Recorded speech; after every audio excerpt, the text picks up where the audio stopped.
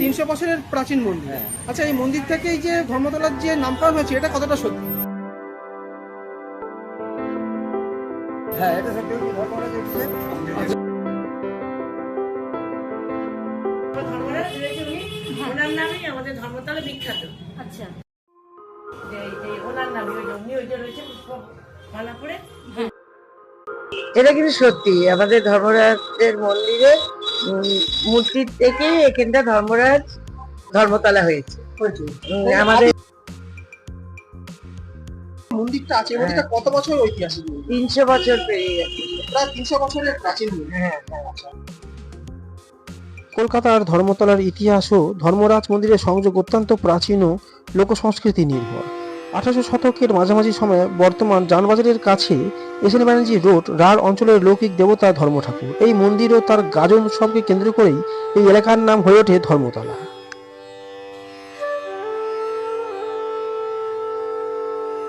দেখতে পাচ্ছেন ধর্মতলা যে নামকরণ হয়েছে যে ধর্মরাজ মন্দির থেকে, সেই ধর্মরাজ মন্দিরের সামনে কিন্তু আমরা এখন দাঁড়িয়ে আছি এবং এটাই কিন্তু সেই আদি ধর্মরাজ মন্দির। যে ধর্মরাজ মন্দির থেকেই কিন্তু নাম হয়েছে আজকের ধর্মতলা।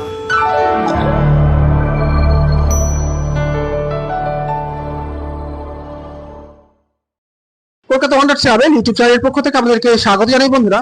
আজকে কিন্তু আমরা এমন এক মন্দিরে চলে এসেছি, প্রায় 300 বছরের প্রাচীন ঐতিহাসিক ধর্মরাজের মন্দির। এবং এই মন্দিরটার যে ইতিহাস গুরুত্ব সেটা কিন্তু অপরিসীম, কারণ কলকাতা ধর্মতলা আমরা কিন্তু লক্ষ লক্ষ মানুষ কিন্তু প্রতিদিন কিন্তু যাতায়াত করি, কিন্তু এই ধর্মতলার নামকরণ যে হয়েছে কোথা থেকে সেটা কিন্তু অনেকেই হয়তো আমরা জানি না।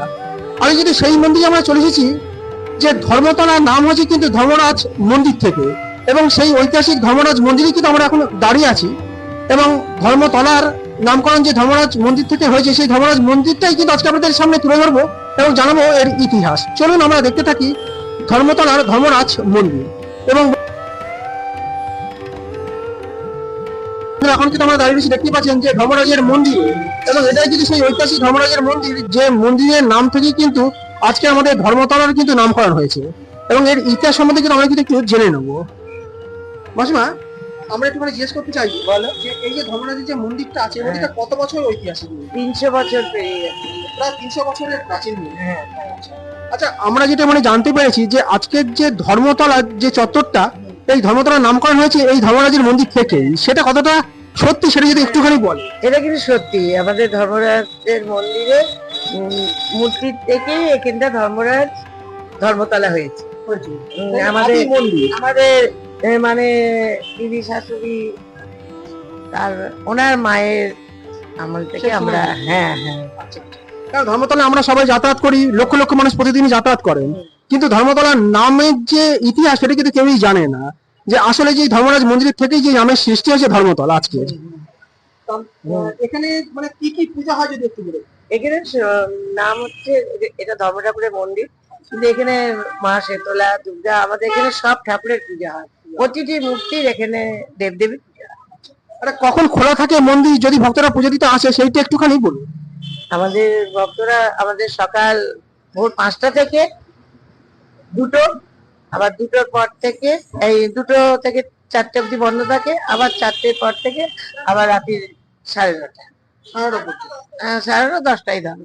কোনো যাত্রী যদি পুজো দিতে আসে তো কি নিয়ে আসবে পুজো দেওয়ার জন্য? ভক্তদের ইচ্ছা। আচ্ছা, তা মন থেকে যেটা পুজোর যেগুলো মনে উপকরণ সেগুলো আনলে হয়। হ্যাঁ, আর যে বিশেষ বিশেষ পূজা কোন কোন দিন হয় বা কোন কোন সময় হয়? যেমন ফাল্গুন মাসের এই যে ফাল্গুন চৈত্রতে বেশিরভাগ আমাদের শীতলা অষ্টমী হয়। যেমন আজকে এবারে হচ্ছে 11ই মার্চ আমাদের বড় পুজো শীতলা পুজো, মায়ের বাৎসরিক পুজোটা হয় ওইটা। আর একটা হয় দুর্গা পুজোতে। আসতে কেউ চায় তো কিভাবে আসবে সেটা যদি একটু বলে দেন। হ্যাঁ, তালতলা বললেই হবে, যে তালতলা যশোদা মিষ্টান্ন ভান্ডার নামবো। হ্যাঁ, ওখানে নামলে আমাদের মন্দির, ওখানে কাউকে জিজ্ঞেস করলে প্রত্যেকে দেখি তালতলা মিষ্টান্ন ভান্ডার, ওটা হচ্ছে স্টপেজ। ওইখানে নামলে তালতলা বললে, ওখানে নামলে আমাদের মায়ের মন্দির, সকলকে দেখিয়ে দেবে। ইংরেজ আমলে এই অঞ্চলটি ছিল ঘন জঙ্গল ও জলাভূমিতে পূর্ণ। এখানে ডোম, বাউরি, বাগদিদের বসতি ছিল এবং তাদের সাংস্কৃতিক অংশ হিসাবে ধর্ম ঠাকুরের পূজা হতো সেই সময়। দেখতেই পাচ্ছেন মন্দিরটা কিন্তু দেখে কিন্তু আদৌ কিন্তু বোঝা যাবে না যেটা একটি প্রাচীন ঐতিহাসিক ধর্মরাজের মন্দির, এবং এই ধর্মরাজের মন্দির থেকেই কিন্তু আজকের ধর্মতলার নামকরণ হয়েছে। যেটা দেখতেই পাচ্ছেন যে ধর্মরাজ মন্দির উপরে লেখা রয়েছে এবং তালতলা শীতলা মন্দির একসঙ্গে কিন্তু ধর্মরাজ এবং মা শীতলা মায়ের মন্দির কিন্তু এখানে কিন্তু আপনারা দেখতে পেয়ে যাবেন। এবং একদিকে কিন্তু ধর্মরাজের পূজা এবং অন্যদিকে কিন্তু শীতলা মায়ের কিন্তু পূজা কিন্তু হয়ে থাকে এই ঐতিহাসিক মন্দিরে। কথিত আছে শুধু ধর্মরাজের মন্দির নয়, বরং ধর্মরাজ মন্দির, মসজিদ এবং নিকটবর্তী বৌদ্ধদের ধর্মস্থান থাকায় একই এলাকায় বিভিন্ন ধর্মের সমন্বয় ঘটে, এবং সেই কারণে লোকমুখে এই এলাকার নাম হয়ে ওঠে ধর্মতলা। ধর্মতলা মানে পবিত্র রাস্তা। তবে স্থানীয় পূজা পদ্ধতি ও প্রাচীন নথিতে ধর্ম ঠাকুরের মন্দিরের অস্তিত্ব এই নামের কারণ হিসাবে সবচেয়ে বেশি গ্রহণযোগ্য হয়ে উঠেছে। মন্দিরে প্রবেশ করেই দেখতে পেয়ে যাবেন মার্বেল পাথরের উপরে খুব সুন্দর কারুকার্য করা বিভিন্ন রকমের পোট্রের ছবি, যার মধ্যে শ্রীকৃষ্ণ, রাধাকৃষ্ণ থেকে আরম্ভ করে ময়ূরপঙ্খী বিভিন্ন রকম কালারের উপরে নকশা করা দেখতে পেয়ে যাবেন, যা আদি মন্দিরের ছাপ বহন করে।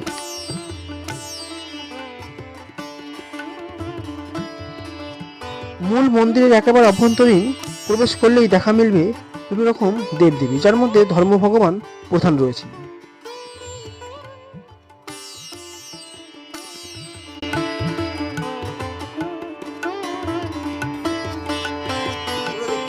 এটি কিন্তু মানে এখানে কি ধর্মরাজ ঠাকুর দেখতে পাচ্ছি যে ধর্মরাজ ভগবানের কিন্তু বিগ্রহ রয়েছে, এবং পাশেই কিন্তু মা শীতলা মায়ের বিগ্রহ আমরা দেখতে পেয়ে যাচ্ছি, এবং তার পাশেই রয়েছে মা মনসা এবং মা দুর্গা রয়েছেন, বাবা বড় ঠাকুর রয়েছেন, মা লক্ষ্মী, মা ষষ্ঠী, মা লক্ষ্মী, মা ষষ্ঠী রয়েছেন, বড় বাবা নারায়ণ,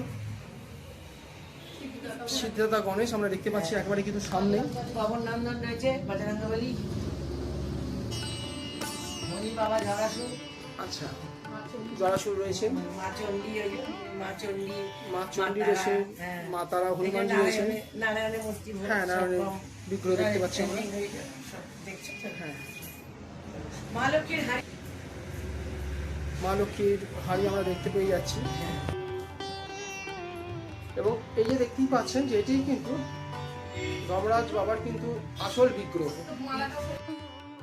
সিঁদুর মাখানো এবড়ো খেবড়ো শিলাখণ্ডই এখানে ধর্মরাজ অর্থাৎ যমরাজ হিসাবে পূজিত হয়ে থাকেন।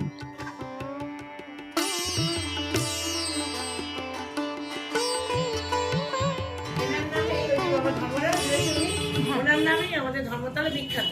আচ্ছা, বুঝেছে? এই ওনার নামে ওই যে উনি ওই যে রয়েছে পুষ্পমালাপুরে উনি, আর উনি বাবা পঞ্চানন্দ, মায়ের সব অঙ্গরাজ হচ্ছে এখন নতুন এইসব বাৎসরিক পুজো হবে। হ্যাঁ, এগুলো এই দেবতা গণেশ, ইনি আমাদের সমস্ত সব আমাদের দিদি শাশুড়ি তার মায়ের আমল থেকে আমাদের সব স্বপ্নে পাওয়া। অঙ্গরাজের যে এই আমাদের মন্দিরের জন্য এখান থেকে টামলাইন হওয়ার সব ঠিক ছিল, কিন্তু আমাদের মন্দিরের জন্য আমাদের ওই টামলাইনটা তালতলায় বনিতে হলো। আচ্ছা আচ্ছা, সেটাই তো, এইখান দিয়ে টামলাইন হতো। আচ্ছা আচ্ছা।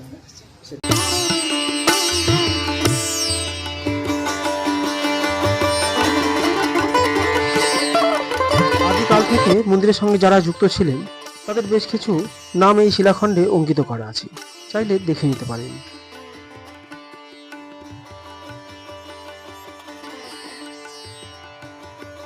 থাকবো এখানে কি বলিও হয়? হ্যাঁ, এখানে বলিও হয়। আচ্ছা আচ্ছা, কি বলি হয়? ছাগ বলি হয়। ও, ছাগ বলি হয়, হ্যাঁ। আচ্ছা হচ্ছে। আর চাল কুমড়োগুলো তো আসে যে যেরকম, তবে আগের থেকে এখন আমাদের বলি প্রায় উঠেই গেছে। আচ্ছা, মানে খুব কম হয় আর কি। খুব কম। আচ্ছা আচ্ছা আচ্ছা আচ্ছা। ধর্মতলার নামকরণের ইতিহাস, যে মন্দির থেকে, সেই মন্দিরে চাইলে একদিন আপনারা এসে ঘুরে যেতেই পারেন। দেখতেই পাচ্ছেন জরাসুর, সঙ্গে কিন্তু মন্দির ঠিক সামনে দেখতে পেয়ে যাবেন মা সন্তোষী মা এবং রাধা কৃষ্ণের খুব সুন্দর কিন্তু বিগ্রহ, এবং তার পাশেই কিন্তু দেখতে পেয়ে যাবেন ভোলানাথের একটি লিঙ্গ, যা প্রতিদিনই সকাল এবং সন্ধ্যায় আরতি এবং পূজা অর্চনা হয়ে থাকে। 300 বছরের প্রাচীন এই ধর্মরাজ মন্দিরে ধর্ম ঠাকুর ছাড়াও মা শীতলা ঠাকুর, সন্তোষী মা, ভগবান শিব এবং রাধা কৃষ্ণেরও কিন্তু পূজা হয়ে থাকে, এবং দুর্গাপূজার সময় দুর্গাপুজো হয় এই স্থানেই। এই মন্দিরে আপনারা কিভাবে আসবেন? এসএন ব্যানার্জি রোড, তালতলা, ধর্মরাজ এবং শীতলা মায়ের মন্দির। যেহেতু ধর্মরাজের মন্দির, তাই কিন্তু আপনাদের কিন্তু আসতে হবে ধর্মতলা, কারণ এই মন্দির থেকে কিন্তু নামকরণ হয়েছে ধর্মতলা। এবং ধর্মতলা ঠিক কোন জায়গা থেকে আপনাদেরকে ঢুকতে হবে সেটা সামনে থেকে আমি আপনাদেরকে দেখিয়ে দিচ্ছি।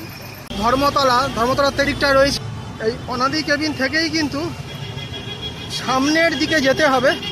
এশিয়াল স্কুল, কলকাতা টেকনিক্যাল স্কুল থেকে কিন্তু সামনেই পড়বে কারিগরি ভবন, তার থেকে কলকাতা কারিগরি ভবন। এই কলকাতা কারিগরি ভবনের থেকে ঠিক সামনের দিকে আপনাদের যেতে হবে এসএন ব্যানার্জি রোড, তালতলার দিকে। 10 থেকে 15 মিনিটের মধ্যেই কিন্তু আপনারা পৌঁছে যাবেন এই ধর্মরাজ মন্দিরে, যার থেকে কিন্তু এই ধর্মতলার নামকরণ হয়েছে। আজকের যদি ভিডিওটি যদি ভালো লেগে থাকে তাহলে অবশ্যই কলকাতা ওয়ান্ডার ট্রাভেল চ্যানেলটিকে সাবস্ক্রাইব করে পাশে থাকবেন। এরকমই কিন্তু জানা অজানা বিভিন্ন রকম কিছু ট্রাভেলিং সংক্রান্ত ভিডিও এবং টেম্পল সংক্রান্ত ভিডিও পেয়ে যাবেন কলকাতা ওয়ান্ডার ট্রাভেল চ্যানেলের মাধ্যমে। ধন্যবাদ, ভালো থাকবেন। নেক্সট ভিডিও নিয়ে হাজির হচ্ছি কোনো একটি নতুন ভিডিওর সঙ্গে।